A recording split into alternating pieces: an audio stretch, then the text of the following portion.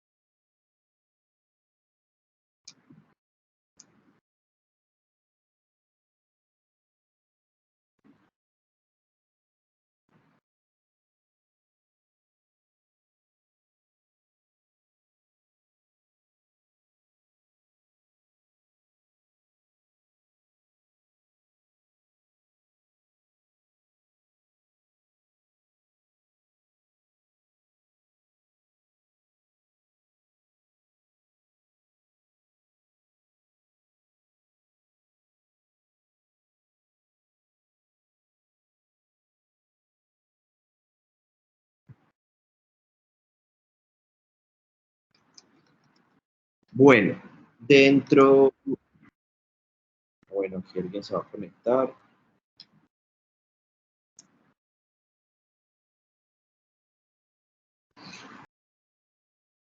Buenas tardes, Geraldine, ¿me escuchas?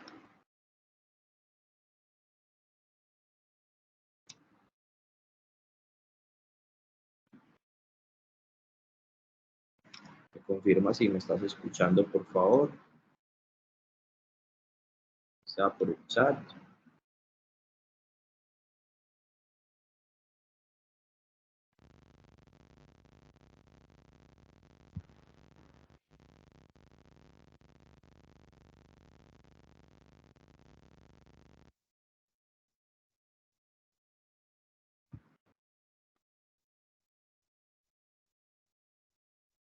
No se te escucha nada. Bueno.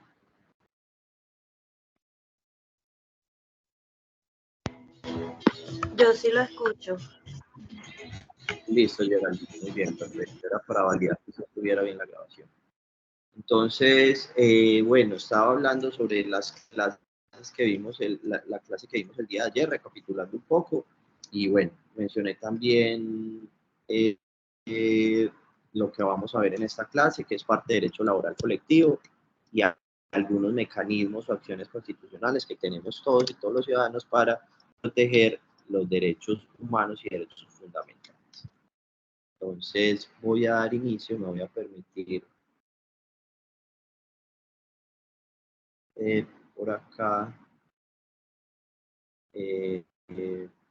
mencionar varios aspectos. Lo primero es que nosotros tenemos dentro de derecho laboral colectivo, tenemos 3 componentes muy importantes. El primero es la sindicalización.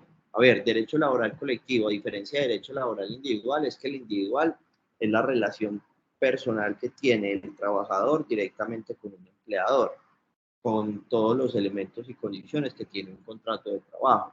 Pero el derecho laboral colectivo va relacionado a esas organizaciones, asociaciones que se pueden constituir, que adquieren personería jurídica para representar los intereses del trabajador o del empleador, ¿cierto?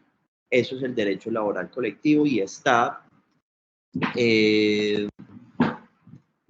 compuesto por tres aspectos importantes. El primero es la sindicalización. Es la posibilidad que tenga todo trabajador que en la empresa cuente con un sindicato, tiene pleno derecho constitucionalmente a asociarse, a ser parte de ese sindicato. El sindicato se supone que es un tercero neutral que busca resolver un conflicto laboral que ha surgido de esa relación contractual entre el trabajador y el empleador. Entonces, la medida de lo posible es intentar solucionar todos los problemas que se presentan en el entorno laboral. Y ese primer componente es la sindicalización. Entonces, podemos afiliarnos a los sindicatos. Si la empresa tiene sindicato, no quiere decir que todas las empresas tienen sindicato. Algunas, y eso por lo general se ve en relación con la cantidad de personas que estén trabajando. Cuando son empresas que son más extensas, por lo general tienen un sindicato, ¿cierto? Que se funda por los mismos trabajadores, donde designan una junta directiva, donde celebran como tal en las actas para qué se creó ese sindicato, cuál es el objeto del sindicato, y adquiere esa personería jurídica el sindicato. Acuérdense que estuvimos viendo los dos tipos de persona, que era natural y jurídica. La jurídica se adquiere en el momento de crear el sindicato. Un momento por acá, que escribieron algo.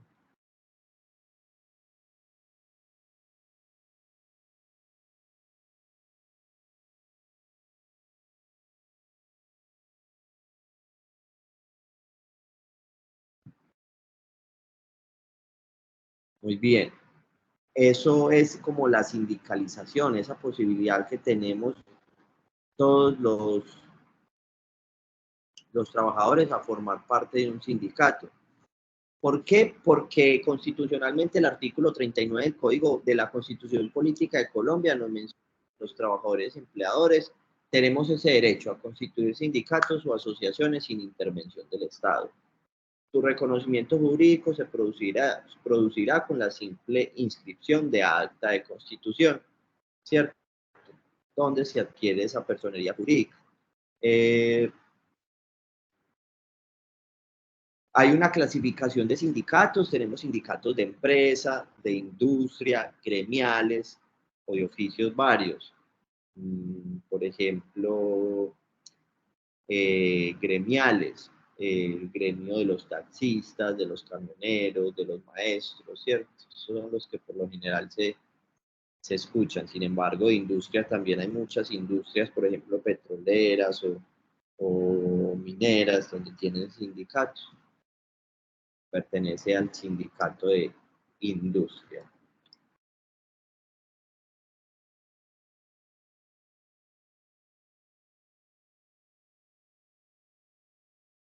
Bueno,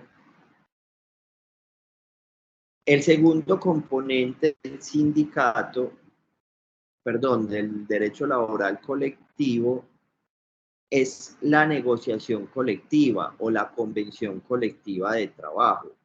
¿Qué es eso, profe? Básicamente es un contrato colectivo donde se van a regular todas las condiciones que van a regir en los contratos de trabajo durante la vigencia, ¿cierto? Donde se estipulan las cuestiones de salario, prestaciones sociales, seguridad social, afiliación a ARL, tema de horario, todas las condiciones que va a tener ese contrato de trabajo, ¿cierto? A eso se le entiende como convención colectiva de trabajo. Es un tipo peculiar de contrato celebrado entre un sindicato o grupo de sindicatos y uno o varios empleadores, o un sindicato o grupo de sindicatos y una organización entre ellos mismos, con la finalidad de precisamente regular todos los aspectos de la relación laboral, como se lo mencionaba: salarios, jornada, descansos, vacaciones, licencias, condiciones de trabajo, capacitaciones, régimen de despidos, definición de categorías profesionales, ¿cierto? También como las reglas que va a tener esa relación entre los sindicatos y los empleadores. Es muy importante que todo esté bien estipulado mediante esa negociación colectiva, convenio colectivo. Hay un término que ha venido pues reconociéndose a nivel internacional gracias a la OIT, que es la libertad sindical, y es ese derecho humano y fundamental que tenemos todos y todas, que nos permite, con base a ese principio de la dignidad humana, ¿cierto? Podernos asociar al sindicato, ¿cierto? Porque eh, se permite a los trabajadores la defensa y la promoción de sus derechos para asegurar condiciones dignas de salario, de vida y de trabajo. Entonces, esa es la importancia de la libertad sindical. En el material de formación de esta competencia, en el 2.5, en ciudadanía laboral, van a encontrarlo un documento web donde habla sobre la libertad sindical como derecho fundamental, ¿cierto? También está lo que es un sindicato y otro enlace web para ver lo de complementario de la libertad sindical, ¿cierto? Entonces, es supremamente importante que vayan pues como a revisar ese tema de derecho laboral colectivo.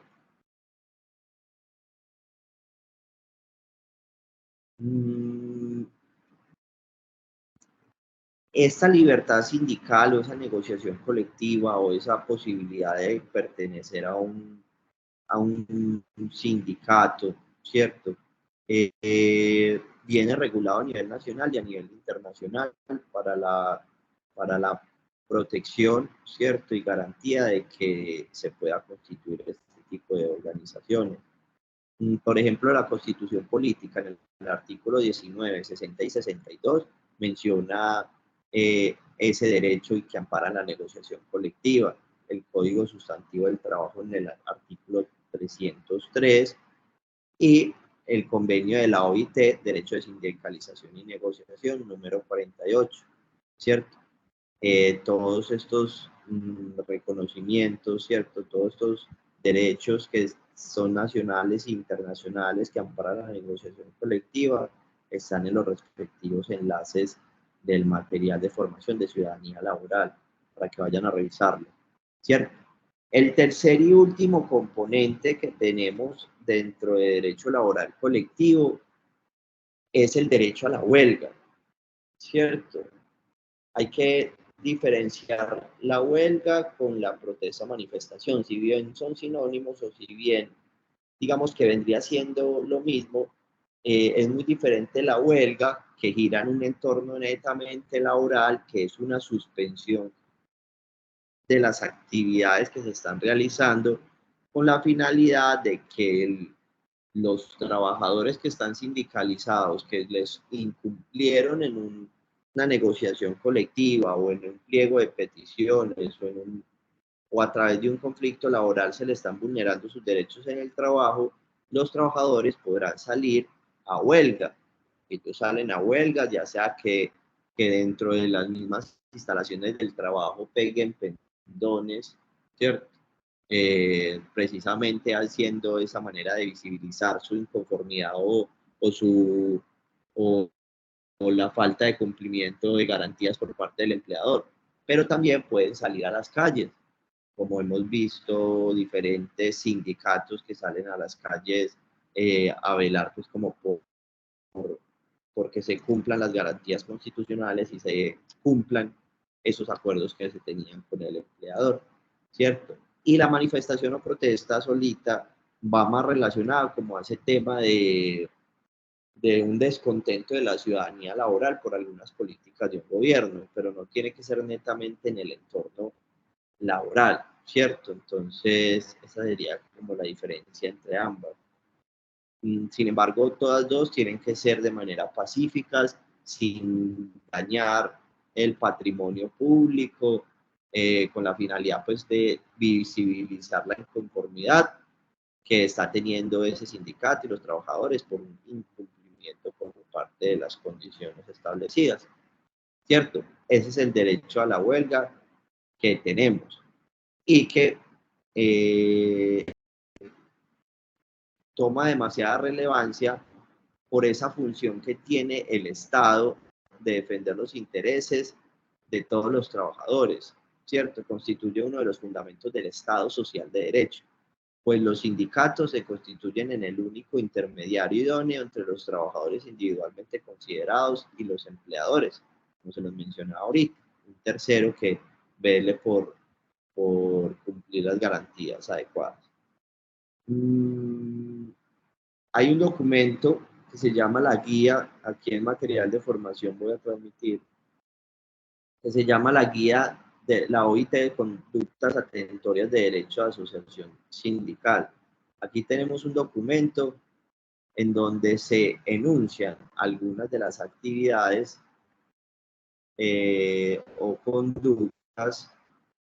Cuando hablamos de conducta, una conducta puede ser una acción o una omisión, hacer o dejar de hacer. Y aquí está la guía, precisamente que habla sobre algunas conductas que van en contra de ese poder, de poder sindicalizarse, del sindicato, ¿cierto?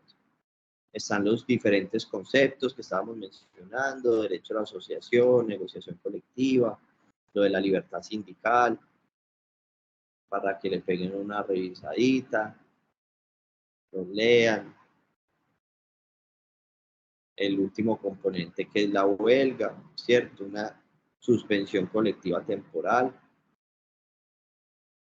los fundamentos, cómo está protegido en diferentes normatividad, ¿cierto?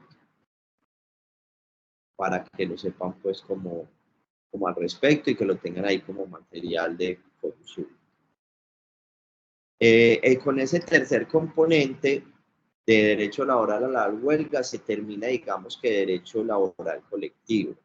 Yo voy a producir aquí un momento la mitad de un video para que nos contextualicemos un poco acerca de lo que está pasando con los sindicatos en Colombia, que sigue siendo una triste realidad porque sin generalizar, no podemos generalizar porque a veces no todas las cosas son de única manera, sino que a lo largo de la historia se ha evidenciado múltiples vulneraciones a personas que pertenecen a un sindicato en materia de derechos humanos, que ha sido una lucha constante por el reconocimiento de sus derechos constitucionales que nosotros tenemos para dar. Voy a transmitir acá un momento y vamos a ver, aunque sea la mitad, porque es un poquito largo. Somos sindicalistas. Exigimos salarios justos y condiciones laborales dignas. Prestaciones sociales, contratos laborales, Condiciones adecuadas de seguridad y salud. e igualdad de derechos laborales entre hombres y mujeres. Nos oponemos a la precarización laboral. En Colombia también nos hemos movilizado por la defensa de lo público, por la educación, la escuela como territorio de paz, por la salud como derecho, en contra de la privatización de hospitales y empresas nacionales, en contra de la corrupción que afecta los derechos de los colombianos y colombianas. Hemos defendido la soberanía nacional, el medio ambiente y el territorio, la libertad de pensamiento y expresión, el derecho a organizarnos y a la movilización. En últimas, el sindicalismo se ha manifestado en favor de la vida, la democracia, la justicia social y la paz. Un líder sindical que había desaparecido el miércoles pasado fue encontrado muerto y con signos de tortura en Sabana Larga, Atlántico.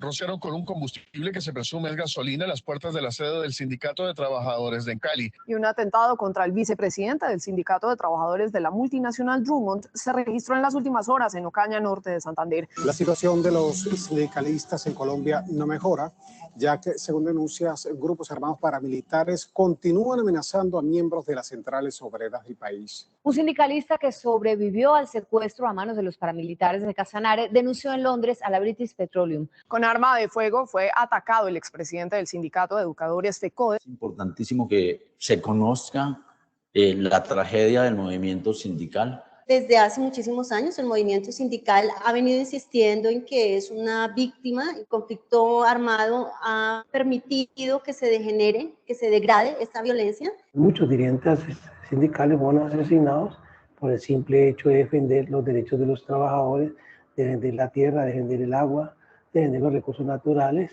y por defender sus reivindicaciones económicas. E inclusive muchos sindicatos desaparecieron y muchas convenciones colectivas que tenían también desaparecieron. Muchos trabajadores, dirigentes sindicales tuvieron que irse del país. Nuestra labor docente está expandida en todo el territorio. Nosotros estamos presentes en la última vereda y entonces en medio de ese conflicto el maestro actúa, el maestro se involucra con estas comunidades y obviamente así como defiende sus derechos como un trabajador, también defiende los derechos de esas comunidades y esto ha hecho que a él se le persiga, se le victimice, se le asesine, se le desplace. La impunidad es muy grave. La impunidad está llegando al 95% de los casos de las organizaciones sindicales. Y este ha sido un factor muy negativo para el movimiento sindical colombiano.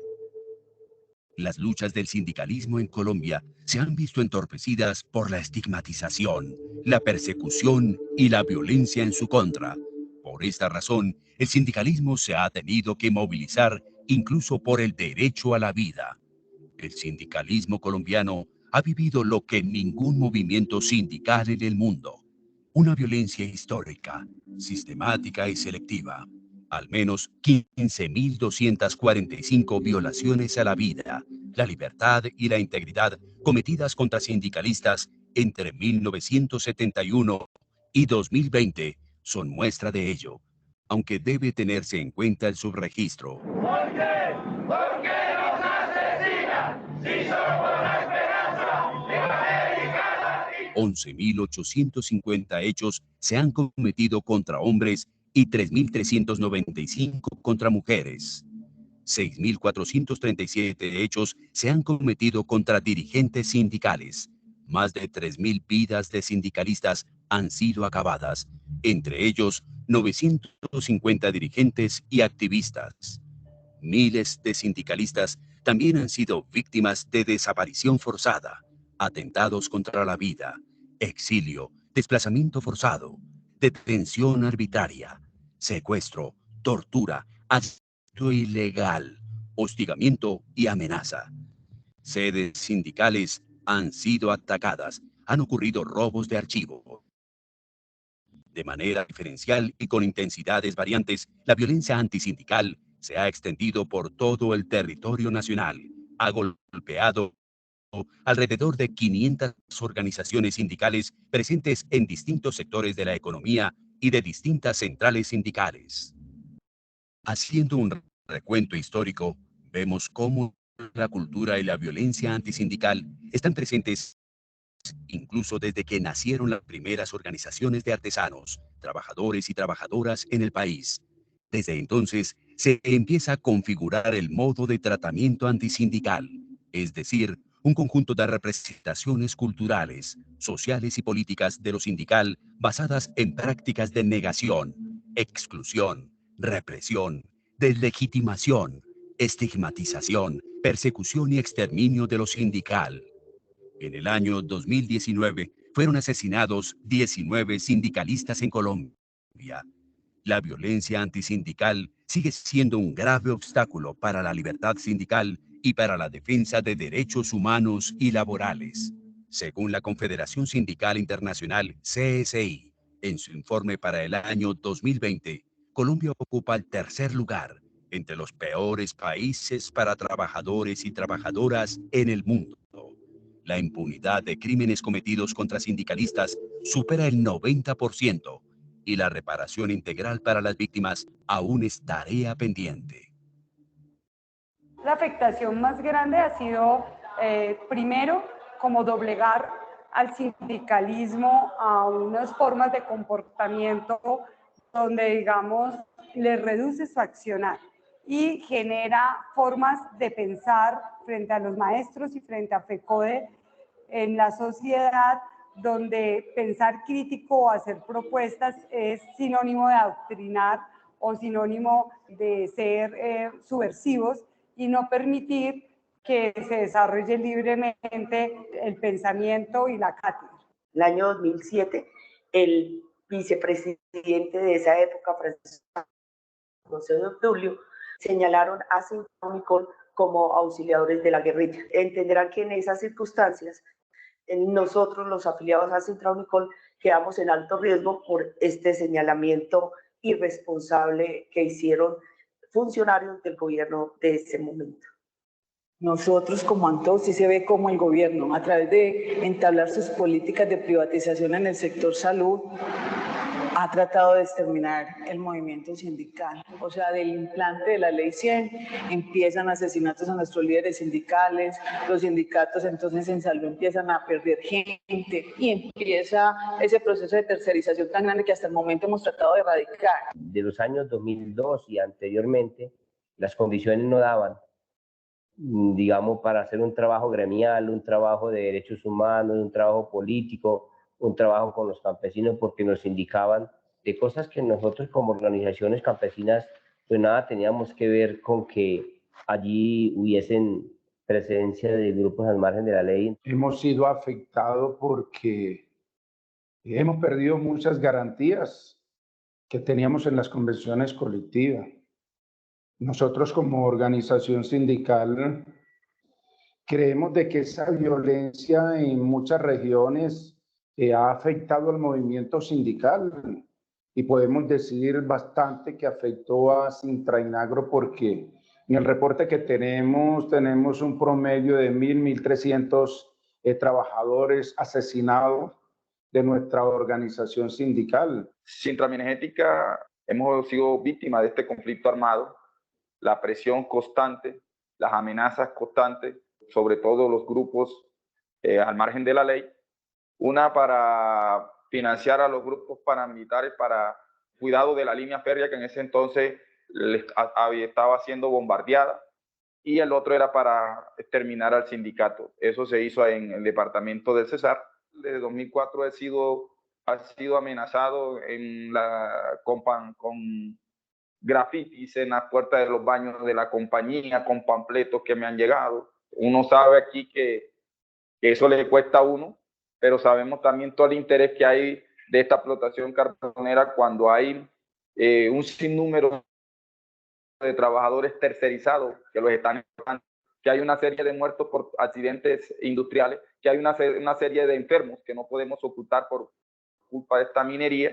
La USA ha venido defendiendo a capa y espada de que no se siga entregando los campos petroleros a otras multinacionales, de que el petróleo sea nuestro, y por ello pues el Estado colombiano ha venido utilizando el conflicto para decir que la mayoría de los que reclamamos los derechos laborales y la nacionalización de los recursos somos guerrilleros, y comienza una persecución sistemática donde hemos tenido ya 86 muertos, 3 desapariciones forzadas, más de 35 heridos, y por no hablar de muchos trabajadores que han tenido que salir del país y de entes sindicales, y la guerra continua del Estado en contra del sindicato queriendo acabar con su personalidad jurídica.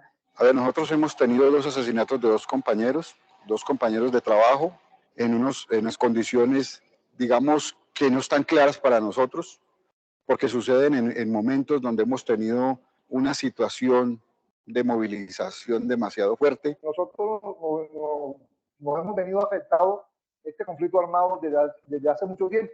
Ya para la década de los 97 al 2000, nuestros compañeros anteriores líderes sindicales fueron amedrentados, algunos asesinados y otros fueron allanados en sus casas, amordazados y secuestrados a familiares como a esposas de sindicalistas. En el caso del compañero Rubén Castro Quintana, de la subdirectiva Bolívar, del Centro de Col. También el caso del compañero Odulfo Zambrano, en el año 97, presidente de la Ciudad Atlántico, el cual fue asesinado. Lo mismo le ocurrió al compañero Sintralecol, subdirectiva Bolívar, en esa época electrificadora de Bolívar, el compañero Jorge Luis Ortega García, el cual fue vilmente asesinado en la ciudad de Bogotá, la vicepresidencia de la CUT a nivel nacional, el cual estaba amenazado, el cual le llevaban taquines. ¿Por qué? Porque defendía los derechos de los trabajadores y defendía no solamente del sector eléctrico, sino de todos los sectores a nivel nacional. A raíz de todos estos asesinatos y persecuciones y sedes que nos han quemado y compañeros exiliados, pues la gente no quiere afiliarse a la organización. Y en vista de eso, éramos una gran organización de más de 5.000 afiliados y hoy nos vemos muy mermados. Somos más o menos 1.300 afiliados. Nosotros como organización sindical hemos sido víctimas de esta violencia los últimos 60 años en el país. Tenemos la pérdida de 57 dirigentes sindicales que han sido asesinados, desterrados y desplazados, varios compañeros que se han tenido que ir al exilio. El último compañero fue asesinado el 26 de febrero de 2019. Actualmente yo como presidente nacional tengo amenazas de muerte. Afortunadamente cuento con un esquema de la Unidad Nacional de Protección. Esta violencia nos ha dejado golpeados duramente a la organización sindical. Desde el comienzo de la organización sindical hemos librado luchas por la autonomía e independencia de la justicia, en especial para que se nos excluya dentro de ese conflicto, porque no somos agentes armados, no hacemos parte de ninguna confrontación y hoy por hoy nosotros estamos exigiendo inclusive en las mismas condiciones autonomía e independencia judicial para desarrollar las labores. Desde el inicio del conflicto armado en Colombia, algunos de ellos fueron masacrados en emboscadas que le tendieron tanto paramilitares como guerrilla. Recordemos las masacres, por ejemplo, la de Usme, en donde perdieron la vida más de 10 servidores judiciales. También estamos hoy por hoy en las mismas circunstancias con los grupos.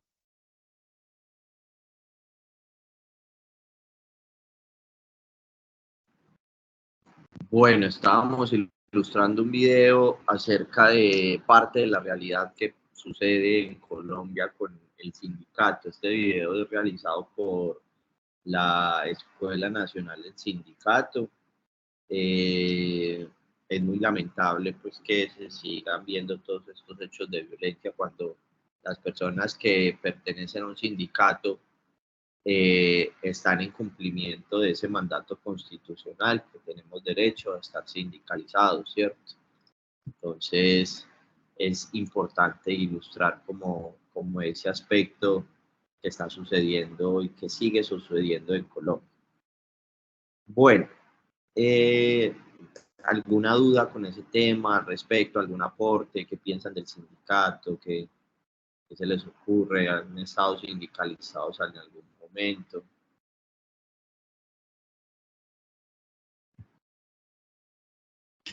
No, instructor, hasta donde alcancé a escuchar, porque tenía la dificultad de ingresar, lo que alcancé a escuchar del video da una información bastante clara y concisa de lo que realmente a veces se maneja en los sindicatos, a los que están expuestos también ellos. Sí, muy bien, compañero. Sí, intenta contextualizar un poco acerca del panorama de lo que sufren los sindicatos por ese reconocimiento de sus derechos, ¿cierto? Lamentablemente hay No puedo generalizar, pero algunas empresas que tienen tanto poder que no quieren que un sindicato esté haciéndoles tanto control y que estén tan encima de ellos, procurando si cumplen o no con todas las garantías de los trabajadores. Entonces, recurren a estas prácticas indebidas o incluso en relación o como cómplice en algunas ocasiones el mismo gobierno, ¿cierto? Entonces, sin generalizar, porque hay que entrar a detalle a mirar qué pasa con cada situación concreta. Sin embargo, es muy importante pues como ilustrar toda esta situación que se presenta pues en Colombia en relación al sindicato.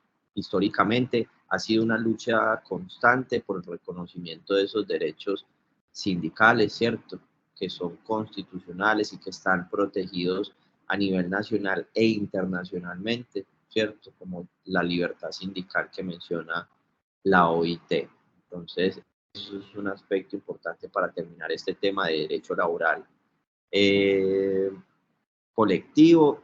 Vamos a dar inicio a alguna explicación sobre los mecanismos de materialización o esas acciones constitucionales que tenemos los ciudadanos para proteger nuestros derechos fundamentales, ¿cierto? Y derechos humanos. Y voy a transmitir aquí unas diapositivas donde básicamente me gusta empezar con esta imagen porque habla sobre la diferencia de igualdad, equidad y justicia. La igualdad, en la imagen como pueden ver, las tres personas reciben el mismo apoyo, ¿cierto? Eso es la igualdad, que todos seamos tratados y tengamos lo mismo.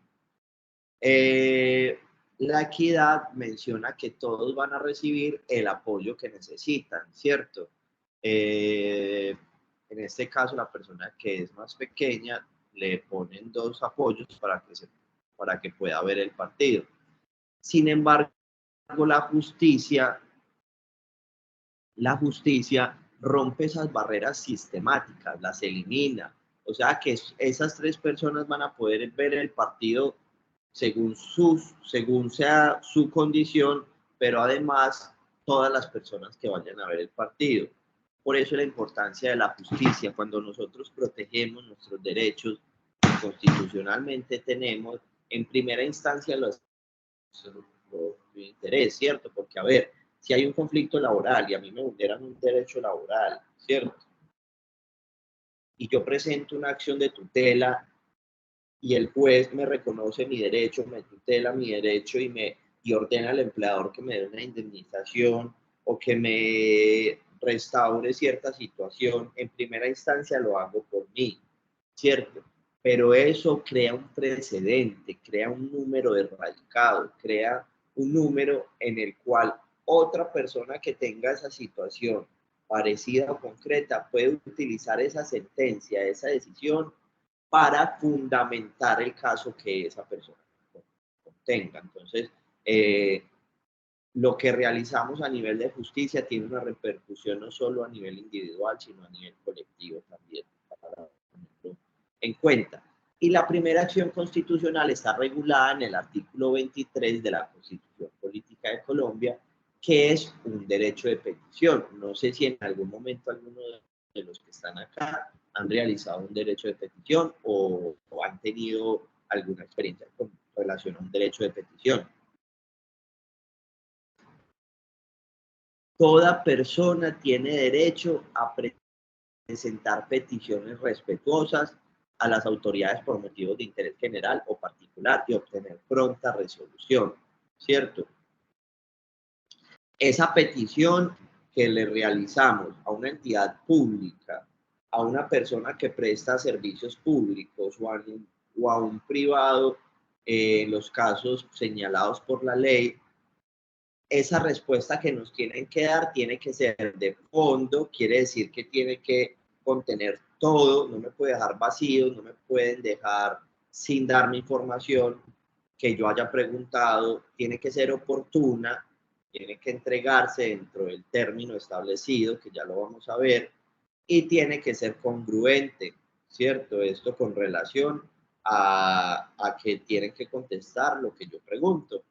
Y notificación efectiva, tienen que notificarme a mi dirección de mi casa o a mi correo electrónico, ¿cierto?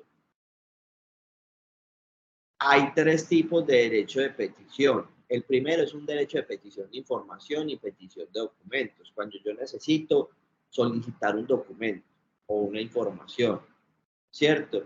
Ese término que me tienen que dar de respuesta son de 10 días.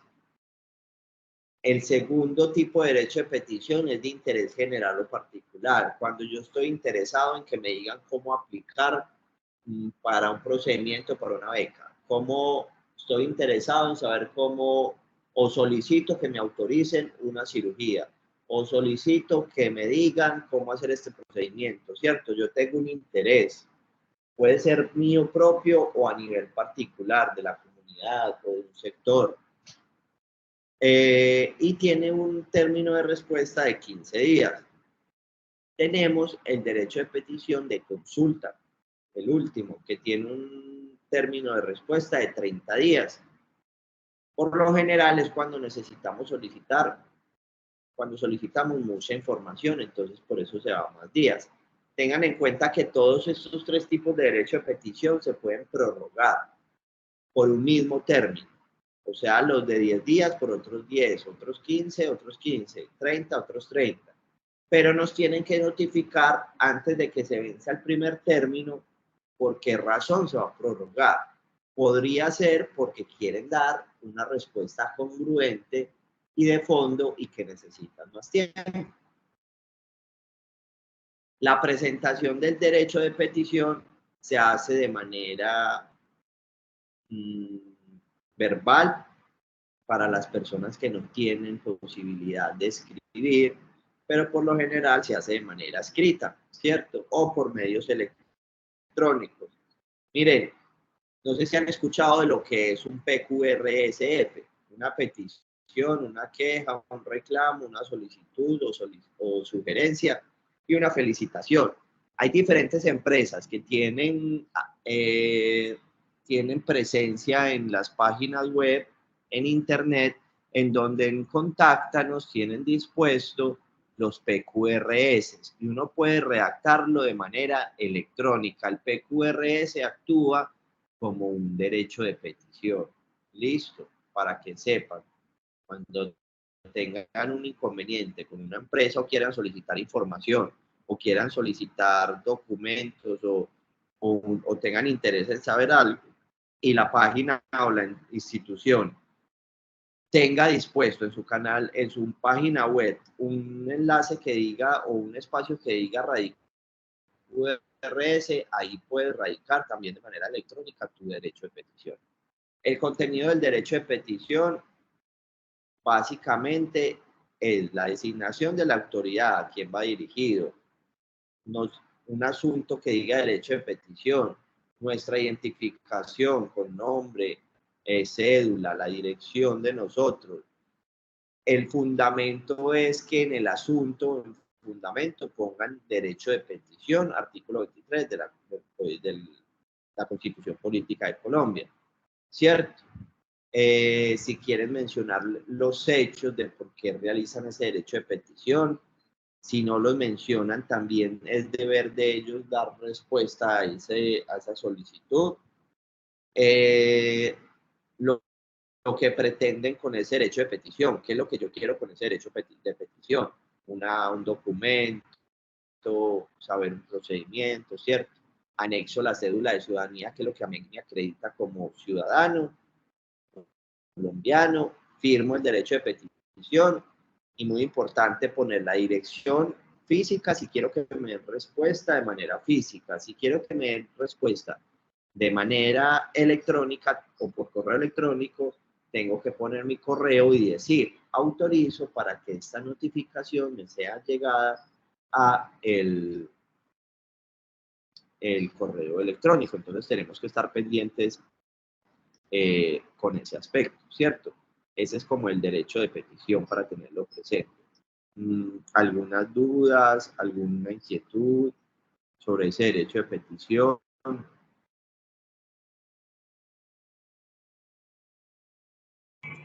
No, instructor, todo claro hasta el momento. Listo, está bien.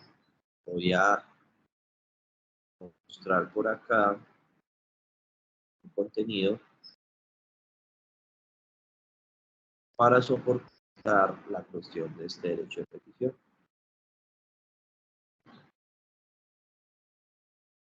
Establecidos en la nueva ley estatutaria que regula el derecho de petición en Colombia, la ley 1755 de 2015, Libardo Guauta, coordinador del Grupo de Control Disciplinario Interno del Ministerio de Justicia y el Derecho, nos habla sobre la importancia de resolver las peticiones a tiempo, así como de las posibles consecuencias jurídicas por no hacerlo. ¿Qué es un derecho de petición? Por el derecho de petición, en términos generales, podemos entender toda solicitud que eleve una persona ante la administración pública o ante los particulares, independientemente que estos sean personas naturales o sean personas jurídicas o que necesariamente deban cumplir funciones administrativas o funciones de las entidades del Estado. ¿Para qué sirve? El derecho de petición sirve para que cualquier persona solicite información ante las autoridades acerca de las funciones que le son propias. Adicionalmente, para presentar quejas, iniciar actuaciones administrativas, formular consultas, obtener copias, obtener información.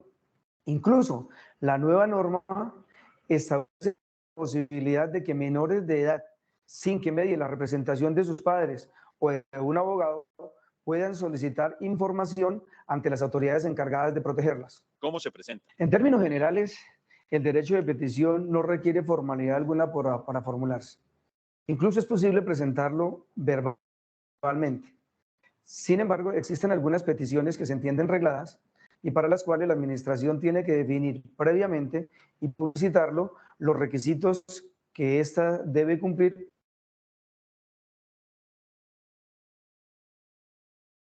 El derecho de petición tiene diferentes modalidades. Por eso, dependiendo de la modalidad, será el tiempo de respuesta. Me explico. La regla general establece que el derecho de petición se debe resolver en el término de 15 días hábiles contados a partir del día siguiente a la presentación de la petición. Pero en las modalidades de consulta, el término para resolver son 30 días. En la modalidad de entrega de información y documentos, el término es de 10 días. Cuando se trata de peticiones entre entidades del Estado, también es de 10 días. Y finalmente, cuando se trata de peticiones o cuestionarios elevadas por los congresistas, el término es de 5 días calendario, que a diferencia de los anteriores, se cuentan hábiles. ¿Cuáles son las consecuencias jurídicas al no responder y comunicar en tiempo la respuesta? Inicialmente tenemos que decir que el desconocimiento del derecho de petición es la vulneración a un derecho fundamental. Por esta razón, dejar de resolverlo tiene como primera consecuencia la procedencia de la acción de tutela en contra de la administración para que se dé respuesta en el término que la autoridad judicial determine. La segunda consecuencia es el inicio de una actuación de carácter disciplinario por haberlo dejado de responder en tiempo. La tercera es que la persona puede, ante el silencio de la administración, interponer los recursos para lograr una respuesta efectiva. Y finalmente, podría la persona acudir ante la jurisdicción de lo contencioso administrativo y promover una acción contenciosa en contra de la administración. Todos por un nuevo país. Paz, equidad, educación.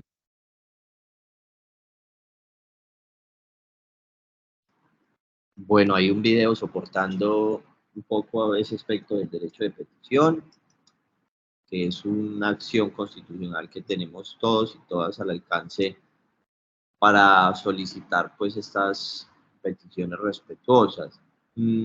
Seguimos con la acción de tutela que protege derechos fundamentales. Miren, esto es un proceso preferente, está por encima de cualquier tipo de proceso judicial. Toda persona tendrá acción de tutela para reclamar ante los jueces en todo momento y lugar mediante un procedimiento preferente y sumario por sí misma o por quien actúa a su nombre, la protección inmediata de sus derechos constitucionales fundamentales, cuando estos resulten vulnerados o amenazados por la acción o la omisión de cualquier autoridad pública, ¿cierto? Hay varias maneras de presentar una acción de tutela. La que recomiendo, la que me gusta mucho y les voy a compartir, ustedes se ingresan a Google, ¿cierto? Y ponen tutelas en línea.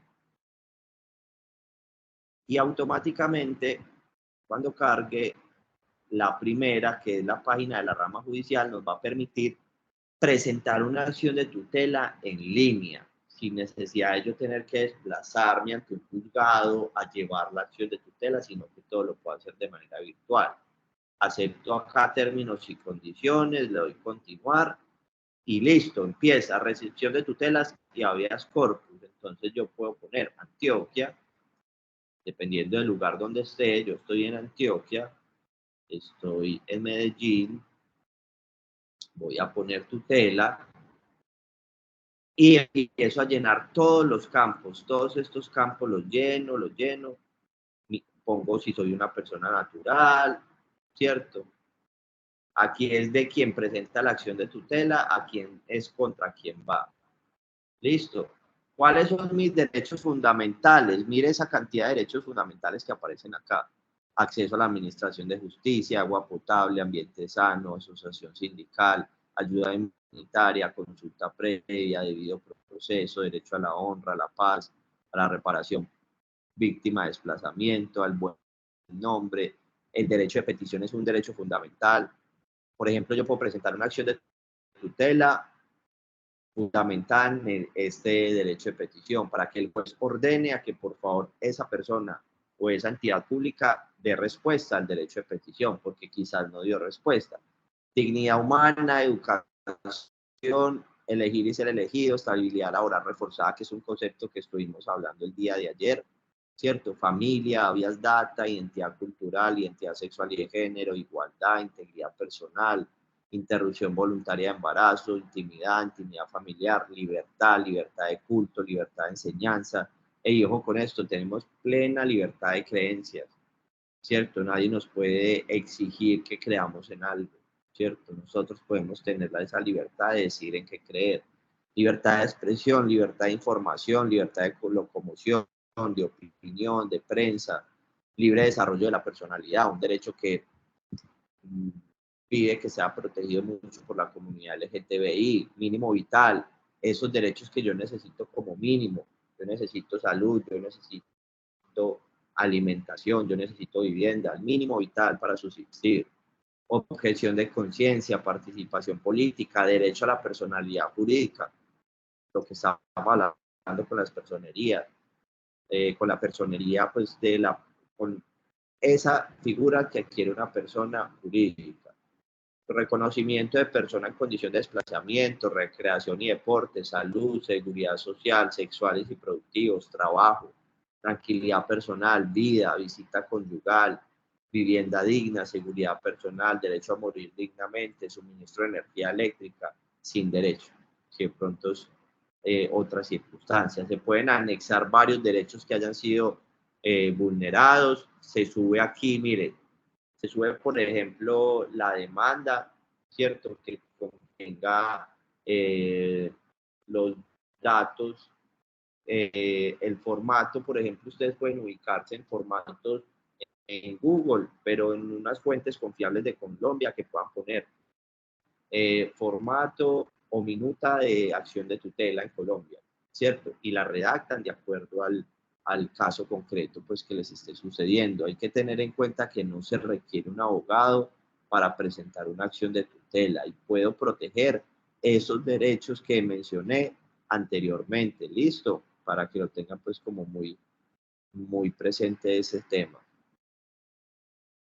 Muy importante que la acción de tutela procede cuando no hay otro mecanismo más para presentar. Por ejemplo, si yo lo puedo solucionar por un derecho de petición, pues primero presento un derecho de petición. Ya sea que no me hayan dado respuesta, pues presento una acción de tutela, ¿cierto? La acción de tutela se presenta para evitar un perjuicio irremediable. Quiere decir que es que yo necesito que ya sí o sí se tome una decisión porque me va a pasar algo muy grave o va a suceder una situación, ¿cierto? para tener pues como en cuenta ese aspecto. Algo muy relevante que tiene la acción de tutela es que cuánto tiempo se debe resolver esa acción de tutela. No podrá transcurrir más de 10 días entre la solicitud de tutela y su resolución, por ser un proceso preferente. Entonces tengan en cuenta que esto tiene una gran incidencia porque le hacen mucho seguimiento a estas tutelas para poder garantizar con este término.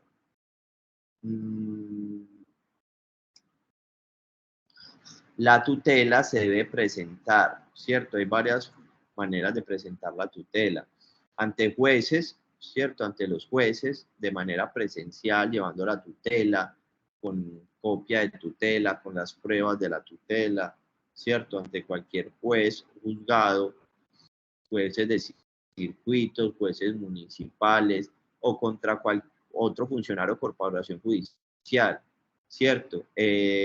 También, por ejemplo, en las personerías, utilizan a veces las personerías para recepcionar o ser el canal para presentar la tutela, o cuando uno tenga una duda, una inquietud, ir a la personería.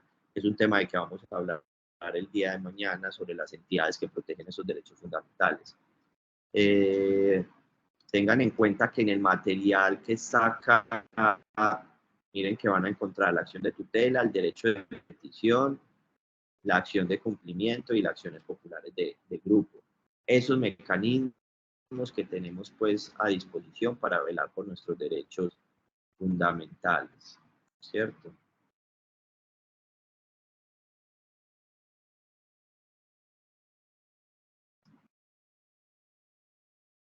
Permítame, pongo por acá.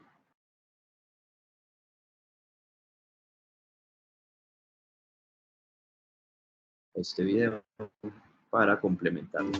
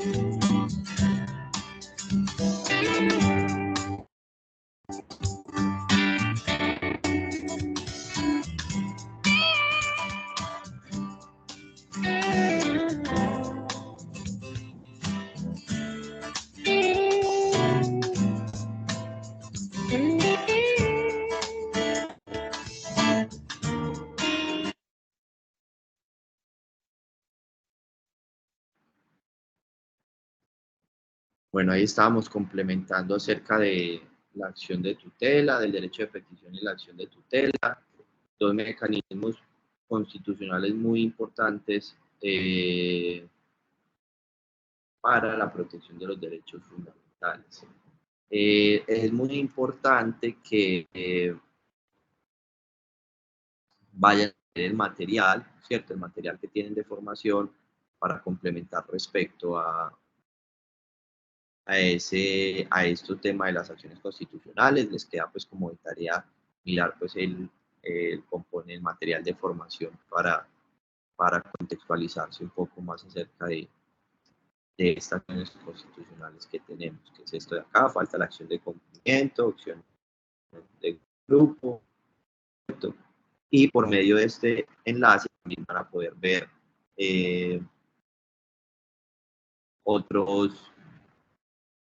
otros mecanismos constitucionales legales para la defensa de los derechos fundamentales.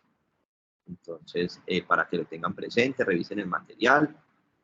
No sé si tienen alguna duda, alguna inquietud. Yo voy a transmitir acá en este momento la guía para que validen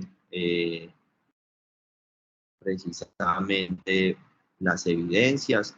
A partir de acá es el tercer resultado de aprendizaje, que es establecer la importancia de los derechos de los pueblos, de la solidaridad de de acuerdo con los indicadores del desarrollo humano, ¿cierto? Eso está en la guía, donde van a ver la primera actividad, un mapa mental, ¿cierto?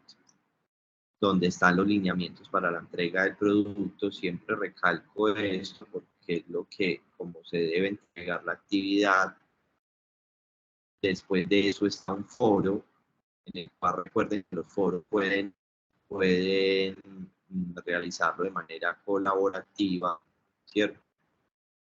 Y las diferentes actividades, miren, en territorio están las evidencias disponibles, están listas para que cada uno vaya adelantando y las vaya subiendo, y para que no dejen todo pues como para el último día, y así yo poder ir calificando y saliendo como de. Horacio va a decir algo. Sí, instructor, tengo una inquietud referente a los foros. Los foros se pueden hacer un ejemplo en un formato, en un documento PDF y subirlo. Sí, yo habilité la opción de subir documentos, entonces puedes pegar el documento. Ah, ok, muchas gracias. Listo, con mucho gusto. Entonces, bueno, ¿qué más dudas tienen? Revisen la guía y bueno, no sé si se pudieron conectar el día de ayer con la profesora para mirar cómo iba a quedar el acuerdo con respecto al término. Yo se los recalco que es hasta el 24 de este mes, único plazo. El que no entregue las evidencias hasta esa fecha, yo envío el reporte, y si no pasó la competencia, pues ya deberá asumir pues como las consecuencias. Dudas, inquietudes, voy a enviar el listado de asistencia.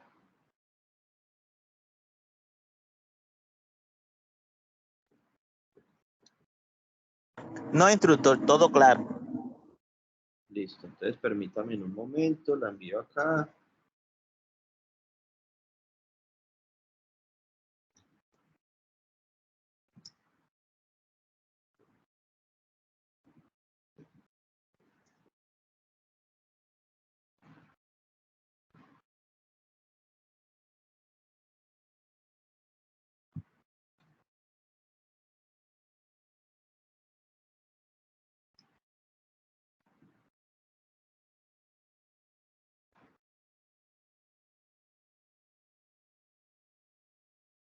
Listo.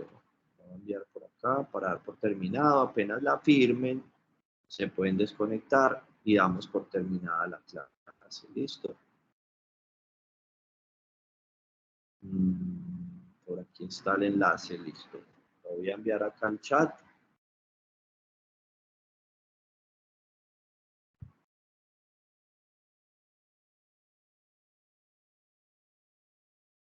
Ahí lo envié 2 veces. Lo voy a enviar una sola vez también por acá. Ahí está. Apenas lo llenen, se pueden desconectar Listo.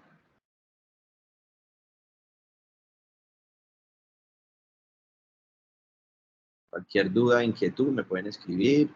Yo estoy ahí al tanto, pues, como del asunto. Así para los que apenas estén viendo, pues, como las grabaciones, tengan en cuenta, pues, lo que se ha venido hablando durante todas estas clases. Espero, pues, es de mi interés poder ayudarlos, pero que también pongan de su parte para poder culminar esto de la mejor manera y lograr, pues, el propósito de alcanzar la meta, pues, con respecto a este tecnólogo, este técnico. Entonces, bueno, que estén muy bien, cuídense mucho y bueno, hablamos el día de mañana.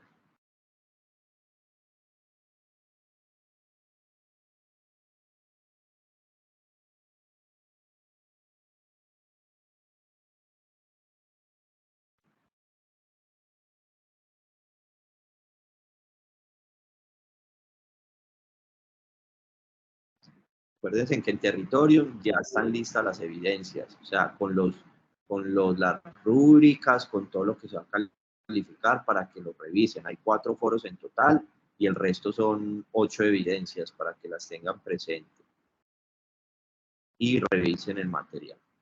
Entonces, bueno.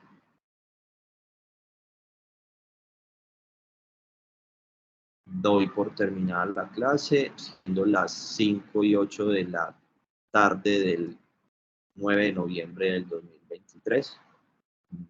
Tercera clase de la competencia, ejercer derechos fundamentales en el trabajo. Voy a detener la grabación en este momento.